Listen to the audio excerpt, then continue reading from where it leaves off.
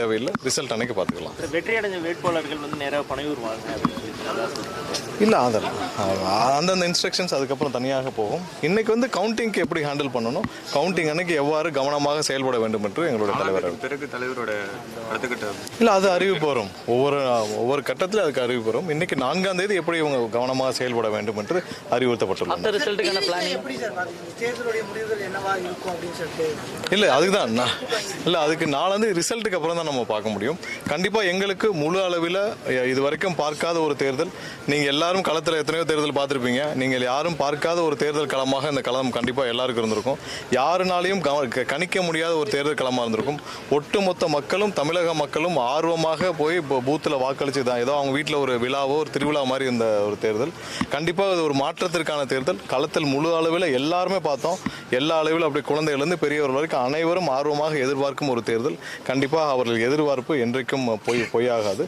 100% மக்களுடைய எதிர்பார்ப்பு நிறைவேறும். 25% காரணம் வந்து எஸ்ஆரா இல்லை டிவிகேயோட இம்பாக்டாக இருக்கும். இல்லை, ஓட்டிங் அனாலிசிஸ் நம்ம தனியாக பண்ணிக்கலாம். மக்கள் அனைவரும் எவ்வாறு வாக்களித்தார்கள் நம்ம பேசிக்கலாம். ஏன்னா மக்கள் அனைவரும் எல்லா தரப்பு மக்களும், நீங்கள் திமுக வாக்காளர்களும் எங்களுக்கு வாக்களித்திருக்கார்கள், அதிமுக வாக்காளரும் எங்களுக்கு வாக்களித்தார்கள். ஒட்டுமொத்தமாக தமிழக மக்கள் அனைவரும் மாற்றத்தை விரும்பி வாக்களித்துள்ளனர். அதை நீங்கள் தேர்தல் அன்னைக்கு பார்த்துக்கலாம். நம்ம இந்த மற்ற ஓட்டிங் பேட்டர்ன் அனாலிசிஸ் எல்லாத்தையும் நம்ம அலசிட்டு இருக்க வேண்டிய அவசியம் இல்லை.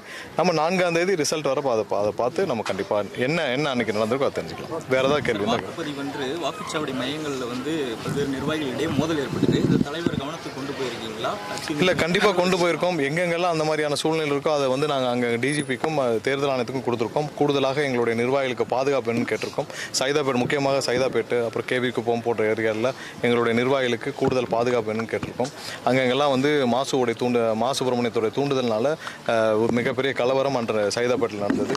அதே மாதிரி ஒவ்வொரு இடத்துலையும் நாங்கள் கண்டிப்பாக எங்களுடைய தலைவருடைய கவனத்திற்கும் தலைவருடைய அறிவுறுத்தலின்படி நாங்கள் தேர்தல் ஆணையத்திற்கும் அந்தந்த இதில் இருக்கிற காவல் நிலையத்திற்கும் நாங்கள் புகாராக அளித்திருக்கிறோம். கண்டிப்பாக எங்கெங்கெல்லாம் காவல்துறை அதிகாரிகளும் இப்போயாவது உண்மை நிலையை புரிஞ்சிட்டு நேர்மையாக நியாயமாக செயல்பட வேண்டும் என்று கேட்டுக்கொள்கிறேன்.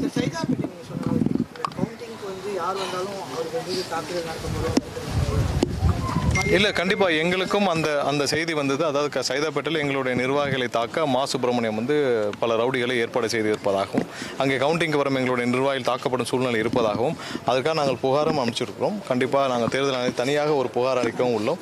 கண்டிப்பாக தேர்தல் ஆணையம் எங்களுடைய நிர்வாகிகளுக்கும் அங்கேயும் பாதுகாப்பு அளிக்கும். இதே மாதிரி நிறைய இடத்துல இருக்குது, அதை கொடுப்போம். துறைமுகத்தில் அதே சூழலாக இருக்குது. நீங்கள் போலீஸ் பாதுகாப்பு கொடுக்க வேண்டிய சூழல் அளவுக்கு இருக்குது.